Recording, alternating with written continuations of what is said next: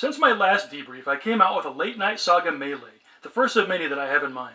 This is intended to be a shorter project than the other late night saga entries, just to keep something coming out in between projects. Another project that I've been working on in between sagas is something I touched upon last time, what I'm calling the Tom Snyder project. While researching Three's a Crowd, I found that unlike other late night talk shows of the era, Tomorrow with Tom Snyder did not have a comprehensive episode guide listing guest stars and air dates. Nor is the show available to view anywhere except YouTube, where a handful of clips and occasionally whole episodes have been uploaded by fans. I started the long task of creating a complete episode guide with the ultimate goal of creating a website that would have links to all the videos that are found on YouTube, or at least point to official DVD releases where they can be found. The first stop on my journey was a website called TVcom, which had a guide with information on about 70% of tomorrow's air dates. I also noted shortly after I found it that another website called Metacritic had an identical list. Discovering that both websites were owned by CNET, which was in turn bought out by CBS Interactive, I assumed the lists were in fact the same list.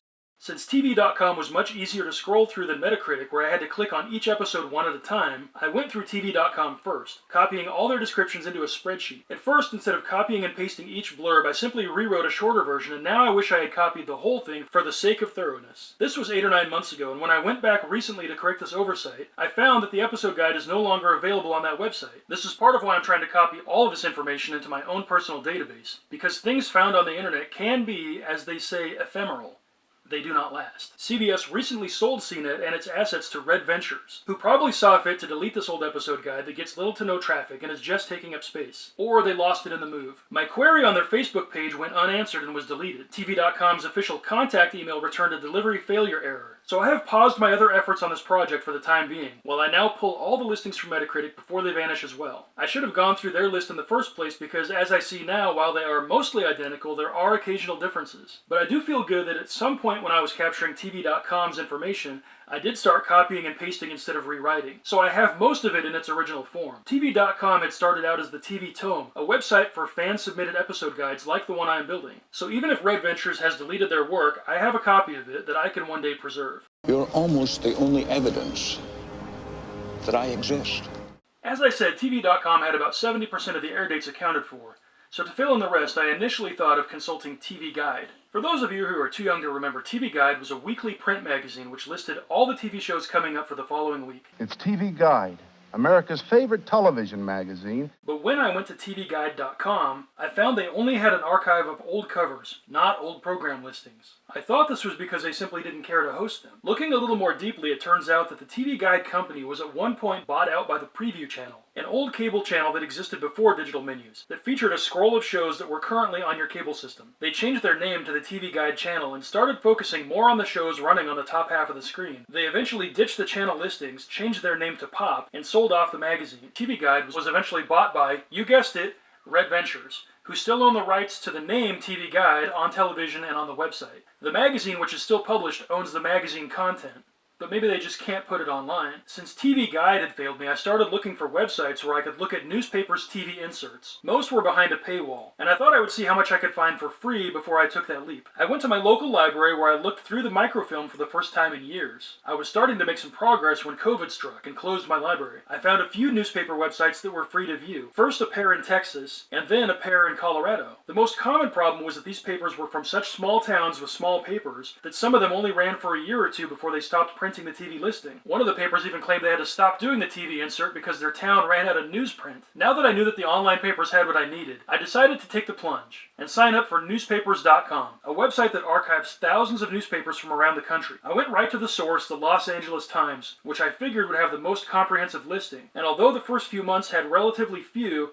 after that, it's pretty complete. I started this project almost exactly 1 year ago, and as it currently stands, I have information from at least one source for 95% of all possible air dates. I have information confirmed by 2 or more sources for 61% of all air dates, or 1,057 shows out of about 1,740. I've also pulled almost 4,000 minutes of video from YouTube, Vimeo, Dailymotion, Facebook, and official DVD releases of The Tomorrow Show, bootlegs, and DVD special features from other films and documentaries. I check back on YouTube a couple times a month to see if anything new has been added, and I'm sure things are also being taken off from time to time, which is why I'm capturing it all. None of which changes the fact that even when I get 100% of air dates with information from 2 or more matching sources, it will still only be a complete guide of what was supposed to air, not what actually did air. Sometimes guest bookings were changed the same day the program was taped and aired, so even the daily newspaper listings which were printed the night before will be wrong. This morning, a woman who is pregnant by artificial insemination, who was going to be here to talk about what her hopes were and why she went through the process and all the ramifications, called up and said, she doesn't feel well or she doesn't want to do it or whatever the reason. What was it? Her husband didn't want her to do it. Okay, we understand. But now here we are at 10 o'clock in the morning, about 8 hours away from airtime in New York, tape time in New York.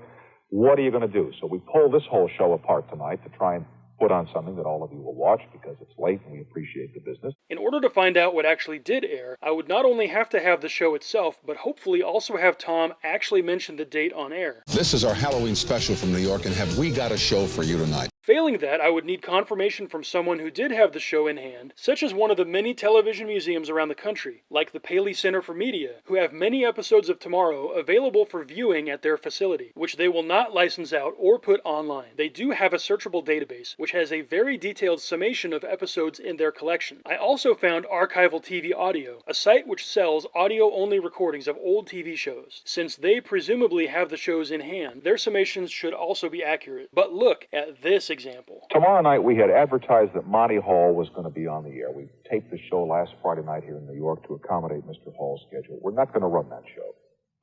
We're going to run instead the regular show that we're going to do here tomorrow night with Larry Flint, the publisher of Hustler magazine. The Monty Hall program will appear on Thursday night, the 10th of March, that week, which is the week of March the 6th. Why am I going into all of this? It's a vacation week. We're not going to be here, and all the shows are going to be on tape. The Monty Hall appearance actually got pushed back to March 10th. All of my sources have it listed on the 24th. Even Archival TV Audio, which says they have the show in hand. And yes, I see it says the 25th, but that's because Archival TV Audio lists the Tomorrow Show as airing Tuesday through Friday morning, instead of Monday through Thursday night, which is correct by the 24-hour clock, but annoying when trying to use them to confirm other listings. So with the one-day offset, they still list Monty Hall on the 24th, and also list his rebooking on March 10th, which is probably because they came into possession of these audio recordings and only had online TV listings to tell them what dates they originally aired, and some of them were wrong. I know there is nothing more disturbing than to read in the listings in the paper or the magazines. There's something that's going to be on, you want to watch it, and then it doesn't come on, and you say, well, what are those people doing? It's been a terrible week, and I'm sorry if the listings aren't right. Hopefully by the time this project reaches its 2nd anniversary, I will have completed the episode guide to my satisfaction and started working on the website. Until next time, another Late Night Saga Melee is in the works, and as always, the Late Night War Part 1 continues production.